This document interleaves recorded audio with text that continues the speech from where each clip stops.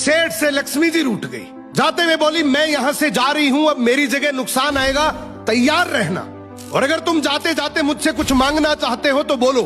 सेठ बहुत समझदार था, बड़ी विनम्रता से बोला, माता नुकसान आ रहा है तो आने दीजिए, बस मुझे आप एक वरदान दीजिए कि मेरे परिवार में हमेशा सुख शांति बनी रहे। लक्ष्मी जी मुस्कुराई, तथास्तु कहा और वहां से चली गई। अब उस सेठ की 4 बहुएं थी। कुछ दिनों बाद सबसे छोटी बहू खिचड़ी बना रही थी। उसने खिचड़ी में नमक डाला और अपने काम में व्यस्त हो गई।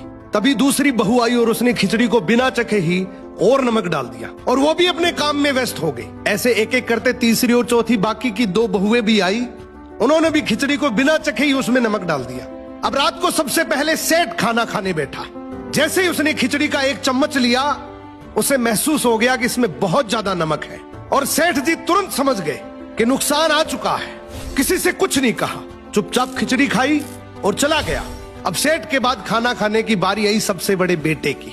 बेटे ने खिचड़ी का 1 निवाला लिया। उसने परिवार वालों से पूछा, पिताजी ने खाना खा लिया? उन्होंने कुछ कहा? तो बाकी सबने जवाब दिया, हाँ पिताजी ने तो खाना खा लिया, लेकिन किसी से कुछ नहीं कहा। तो बड़े बेटे ने भी चुपचाप खिचड़ी खाई और चला गया। ऐसे ही करके परिवार के बाकी सारे सदस्य एक एक करके आए, अपने से पहले वालों के बारे में पूछा, कुछ नहीं कहा, चुपचाप खिचड़ी खाई और चले गए। अब रात को सेठ जी सो रहे थे, सपने में नुकसान आया और हाथ जोड़कर बोला, भाई मैं यहां से जा रहा हूं, मैं यहां नहीं रह सकता। तो सेठ जी ने पूछा, क्यों, क्या हो गया? नुकसान बोला, तुम सबने मिलकर 1 किलो नमक खा लिया, पर मजाल है कोई किसी पर नहीं चिल्लाया, किसी ने गुस्सा नहीं किया, सब शांत रहे।